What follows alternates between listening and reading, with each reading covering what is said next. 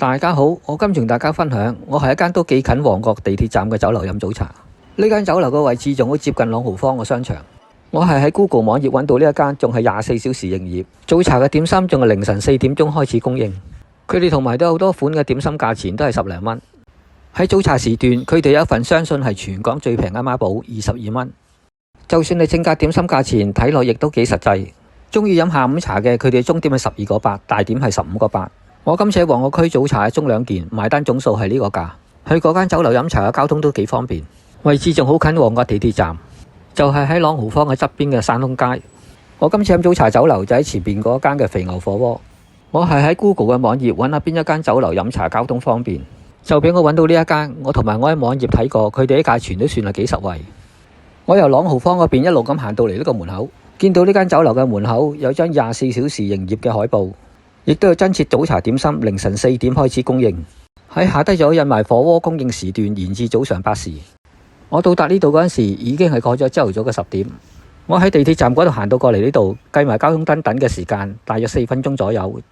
嚟到呢度首先停一停先，因為我去過好多間酒樓拍片，未曾試過呢間。一入去嗰陣時，有一種同其他酒樓唔同嘅情景。我跟住推開玻璃門入去試下幫襯，行到入去裏邊見到地方都算係幾簡潔。呢間酒樓係唔會有知客招呼。我繼續咁行入去，見到係冇其他顧客坐喺度，差唔多全部座位都係冇人坐。呢度嘅地方睇嚟就唔係好大，不過佢哋嘅座位就唔會話擺得好多，台同台之間都有個幾好嘅距離。喺裝修方面睇落係有啲傳統酒樓嘅風格，有一邊牆身係安裝咗透明玻璃。喺光線方面都覺得幾光猛。我都去過好多酒樓拍片，都係第一次睇到咁嘅狀況。喺當時飲茶嘅顧客計埋我都係5個人，可能係呢間酒樓所在嘅位置唔係咁顯眼有關。呢一度飲茶係需要全場搭台，不過當時就好少顧客，所以呢張4人台我一個人自己坐晒。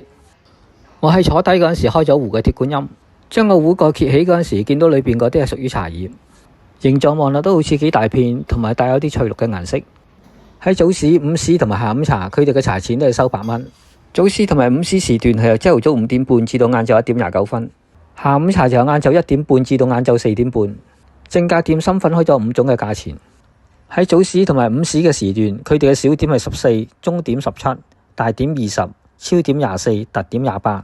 喺下午茶嘅正價點心會平翻好多，小點係9個8，中點12個8，大點15個8，超點18個8，特點有23個8。呢張價目表嘅下低仲有午市嘅火鍋全單8折，供應時間係朝頭早11點至到晏晝5點。跟住睇下呢張早市點心特價單，喺朝頭早有份優惠孖寶，價錢係22蚊，供應時間係朝頭早6點至到11點。選擇方面，喺皮蛋瘦肉粥同埋菜乾豬骨粥呢2款粥品裏邊先選一款，再喺隔籬嘅9款點心裏邊再選多一款。跟住睇下低喺左邊有一款糯米雞、4款蒸飯同埋1款臘味飯，每一款嘅價錢係18，供應時間係朝頭早4點至到11點。再睇右邊，一共有6種嘅點心，每一種係18，供應時間係朝頭早4點至到晏晝1點半。最後睇埋呢張單嘅下低，喺左邊有3種嘅懷舊小食，每一款係38。喺隔籬有9樣嘅點心，每一款係15蚊，供應時間係朝頭早4點至到晏晝1點半。我係嚟呢度飲茶揾優惠，我就喺呢張單嗰度要咗份22蚊嘅優惠孖寶。喺選擇方面，我要咗皮蛋瘦肉粥同埋叉燒包拼雞包仔。等咗10分鐘左右，首先嚟到皮蛋瘦肉粥，仲有一碟薄脆同埋一齊嚟。喺初步睇落去個賣相都好似都唔係差。我攞隻匙羹攪下個底，見到皮蛋嘅數量都唔少，同埋都有加啲鹹蛋落去做埋配料。睇嚟呢一碗係咪應該叫做金銀蛋瘦肉粥？嗰啲粥攪落去就唔會話覺得好結嗰種。屈起啲瘦肉睇下，見到啲瘦肉就唔會話整得好碎。嗰啲瘦肉嘅數量就唔係好多，不過都算係足夠。我將啲粥分去另一隻碗嗰度，睇個份量有幾多。睇嚟應該差唔多有超過2隻細碗嘅份量。呢一碟薄脆拎到嚟嗰陣時就有少少嘅熱度，就咁食落口嗰陣時有少少鹹味，同埋覺得幾香脆。將薄脆加埋落碗粥嗰度，喺入口嗰陣時除咗皮蛋瘦嘅味道之外，仲多咗一種脆脆地嘅口感。呢碗粥嘅味道就唔會覺得好鹹，整體上都算係中規中矩。份量方面都算係足夠，用呢份孖寶價錢嚟計，平均價11蚊。其實呢碗粥嘅質素都算係唔錯。跟住嚟埋就係呢一份嘅叉燒包拼雞包仔，喺一籠裏邊叉燒包同埋雞包仔又各有一件。嗰啲外皮顏色望落去好似都幾雪白，初步睇落去個外形好似都算係唔錯。不過呢個叉燒包個爆口就喺側邊，冇嗰種喺上邊爆開嗰種外觀咁靚。喺份量方面就唔係好大，不過都係屬於正常。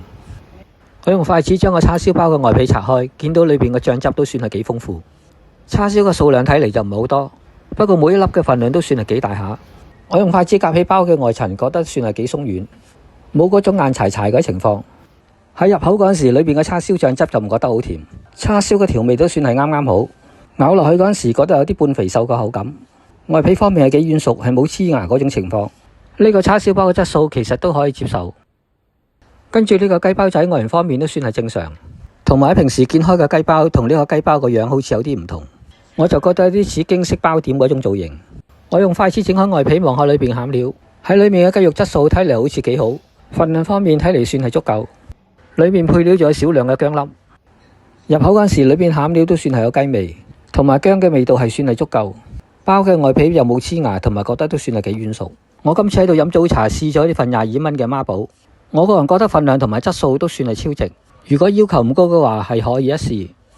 我今次喺旺角區早茶一盅2件，一份孖寶22，一個人嘅茶錢8蚊，計埋加1，總數係33。跟住睇下呢一張嘅正價點心單，呢張單喺下午茶嘅時段都係用埋呢一張。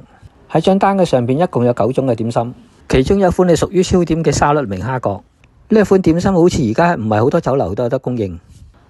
跟住睇埋隔籬嗰8款點心，喺張單嘅左邊嘅蒸點一共有10種嘅選擇。呢度嘅小點係有2款，就係潮州蒸粉果同埋潮城糯米卷。跟住喺隔籬嘅煎就有4種嘅選擇。再下低嘅甜圓一共係有5樣。再睇埋隔籬有2款嘅超點，就係筍尖鮮蝦餃同埋秘製金錢肚。跟住下低嘅腸粉有19蚊呢個價錢，係有4種嘅選擇。韭黃鮮蝦腸粉就25。下低嘅甜品就有2種嘅選擇。再睇埋隔籬一共有11種嘅小食。喺台面見到呢張每周午市特價精選，睇嚟應該每一個禮拜都會轉換特價嘢。放咗喺台面仲有呢張唔同款式嘅粉麵飯。喺張單嘅左邊嘅燒味飯有3種嘅選擇。喺隔籬一共有9樣嘅拌麵伊麵。跟住睇埋下低喺左邊嘅湯麵一共有10種嘅選擇。喺隔籬嘅鍋麵一共有9樣唔同嘅口味。再睇隔籬嘅米麵河一共有16種嘅選擇。喺下低嘅飯類一共有12種嘅選擇。首先睇咗呢7款先，跟住睇埋另外嗰5款。最後睇埋特色粉麵飯一共有14種嘅選擇。喺交通方面，我坐地鐵嚟到呢個旺角站，再由呢個 E1 嘅出口向前行去朗豪坊嗰邊，跟住橫過馬路行入去朗豪坊，再喺對面另一個出口離開商場，跟住就係轉去左手邊行去山東街嘅方向。嚟到山東街，跟住過埋馬路轉去右手邊，行前少少就已經去到我今次飲早茶嘅酒樓。呢間就係肥牛火鍋海鮮酒家，地址係喺旺角山東街32號 C 地下1至3樓。